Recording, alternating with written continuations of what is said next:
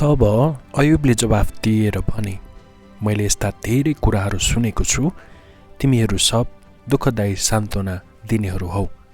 कि व्यर्थका कुराहरूको अन्त हुनेछ र? अथवा तिमीलाई केले साहसी तुलाउँछ कि तिमी जवाफ दिन्छौ? जसरी तिमीहरू बोल्छौ त्यसरी नै म पनि बोल्न सक्ने थिएँ।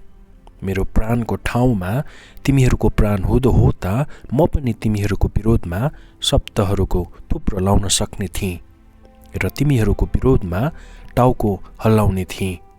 तर म आफ्नो मुखले तिमीहरूलाई बलियो तुलाउने थिएँ र मेरा ओठहरूको चलाइले तिमीहरूको दुःख घटाउने थियो।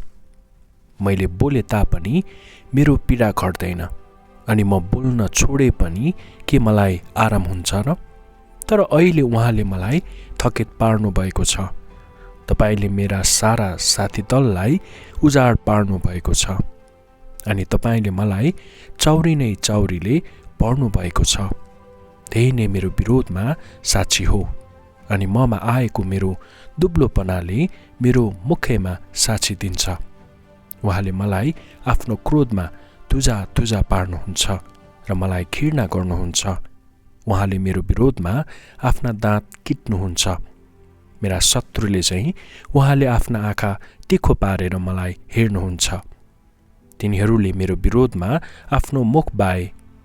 तिनीहरूले निन्दा गरेर मलाई गालामा हिर्काए। तिनीहरू मेरो विरोधमा एकसाथ भेला भए। परमेश्वरले मलाई भक्तिहीनको हातमा सुम्पिदिनु भएको छ र मलाई दुष्टहरूको हातमा पारिदिनु भएको छ। म आराममा थिएँ तर उहाँले मलाई तोड्नु भएको छ। उहाँले मलाई गर्दनमा पक्रेर मलाई टुक्रा टुक्रा पार्नु भएको छ र मलाई आफ्नो निशाना बनाउनु भएको छ। उहाँका धनुधारीहरूले मलाई चारैतिरबाट घेर्छन्। उहाँले मेरो मर्म चिर्नुहुन्छ र बाँकी राख्नुहुन्न। उहाँले मेरो पित्त भुइँमा पोखाउनुहुन्छ। धादोमाथि धादो पारेर उहाँले मलाई तोड्नुहुन्छ।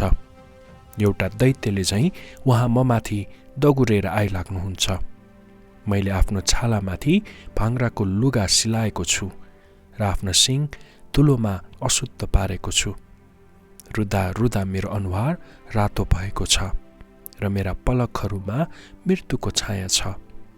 मेरा हातहरूमा कुनै अन्याय भएकोले होइन, मेरो प्रार्थना पनि शुद्ध छ। हे पृथ्वी, मेरो रगत नछोप र मेरो चिच्याहाटका निम्ति कुनै ठाउँ नपाइयोस्। अहिले पनि हेर, मेरो साक्षी स्वर्गमा हुनुहुन्छ र मेरो गवाही उच्च स्थानमा हुनुहुन्छ। मेरा साथीहरूले मलाई खिसी गर्छन् तर मेरो आँखाले परमेश्वरको सामु आँसु पुखाउँछ। मानिसले आफ्नो छिमेकीका निम्ति मुद्दा लडे झैं कसैले एउटा मानिसका निम्ति परमेश्वरसित मुद्दा लड्नु भए त?